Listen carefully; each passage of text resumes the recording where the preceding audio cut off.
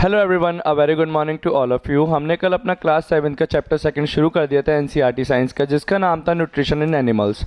तो हमने कल वीडियो में देख लिया था कि डाइजेशन आखिर होता क्या है। The break down of a complex substances into the simpler substances is called digestion. इसका हिंदी में मतलब होता है कि जो हमने खाना खाया वो बहुत ज़्यादा कॉम्प्लेक्स सब्सटेंस होता है, हमारी बॉडी उसको पचा नहीं सकती। तो हमारी बॉडी क्या करती है, उसे छोटे छोटे टुकड़ों में बांट देती है, छोटे छोटे सिंपल सब्सटेंसेस में तोड़ देती है, जिससे वो आसानी से उन्हें पचा पाए और उससे न्यूट्रिशन निकाल पाए।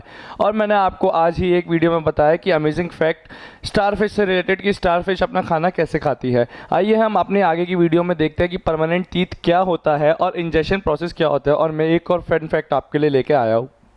कल की हमने एक वीडियो में बात की थी कि मिल्क टीथ क्या होते हैं। हमने घर में सबको कहते हुए सुना होगा, बेटे एक बार तेरे बचपन में दांत टूट गए ना तो तेरे दांत दोबारा आ जाएंगे, which we are called permanent teeth. पर एक बार परमानेंट टीथ टूट गए ना तो फिर तेरे पास दांत नहीं आएंगे, तू ऐसे ही रह जाएगा पोपला सा। तो हमें फिर क्या करना पड़ेगा, हमें एक आर्टिफिशियल टीथ का सेट लगवाना पड़ेगा डेंटिस्ट से जाके।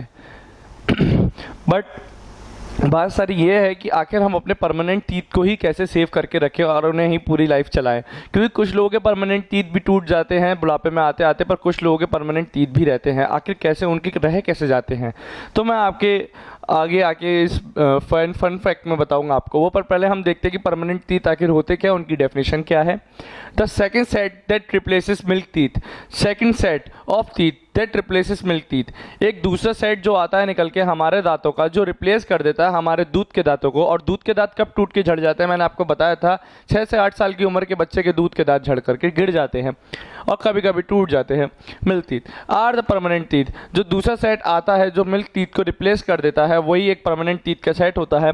तब परमानेंट टीथ में लास्ट थ्रू आउट लाइफ। जो परमानेंट टीथ होते हैं वो पूरी ज़िंदगी रहते हैं और fall of during old age. और किसी किसी के टूट भी जाते हैं बुढ़ापे में ड्यूरिंग ओल्ड एज और due to some dental disease. और किसी किसी के तो जवानी में भी ख़राब हो जाते हैं। क्यों? क्योंकि उन्हें कोई ना कोई दांतों की बीमारी लग जाती है, जिसकी वजह से उनके दांत खराब हो जाते हैं, सड़ जाते हैं, ख़राब हो जाते हैं और गिर जाते हैं, टूट जाते हैं, बेकार हो जाते हैं। तो इंजेक्शन की बात करते हैं कि आखिर इंजेक्शन एक क्या होता है। हमने डाइजेशन बता दिया था, अब हम बताएंगे कि इंजेक्शन क्या होता है। The process of taking food into the body is called injection. कुछ नहीं होता है injection, the process of taking food. हमने खाना प्लेट से उठा करके अपने मुंह में डाल लिया, इसी प्रोसेस को, इसी प्रक्रिया को हम इंजेक्शन कहते हैं। अब खाना डाल लिया हमने अपनी बॉडी में, पर इस खाने को पचाने को हम डाइजेशन कहते हैं। अब हमने पचा भी लिया, अब वो डिफीसेस में कन्वर्ट हो चुका है, अब क्या, उसको निकालने के प्रोसेस को हम एक्सक्रीशन कहते हैं। तो क्या कैसे कैसा प्रोसेस आ गया, एक इंजेक्शन आ गया, एक डाइजेशन आ गया, एक एक्सक्रीशन आ गया। और सांस लेने को तो हम रेस्पिरेशन कहते ही हैं। एक फैक्ट के बारे में बात करते हैं। Bacteria are present in our mouth. एक तरीके का बैक्टीरिया हमारे माउथ के अंदर हमेशा प्रेजेंट रहता ही रहता है, but they are not harmful to us. पर यह हमारे लिए हानिकारक नहीं होता है बिल्कुल भी। If we do not clean our teeth and mouth. अगर हम अपना माउथ और अपने टीथ क्लीन ना करें खाना खाने के बाद, many harmful bacteria also begin to live. तो काफ़ी सारे हार्मफुल हानिकारक बैक्टीरिया हमारे माउथ के अंदर रहना शुरू कर देंगे एंड ग्रो इन इट, और बढ़ेंगे, अपनी तादाद बढ़ाएंगे, पॉपुलेशन बढ़ाएंगे। These bacteria break down the sugar present for the left over.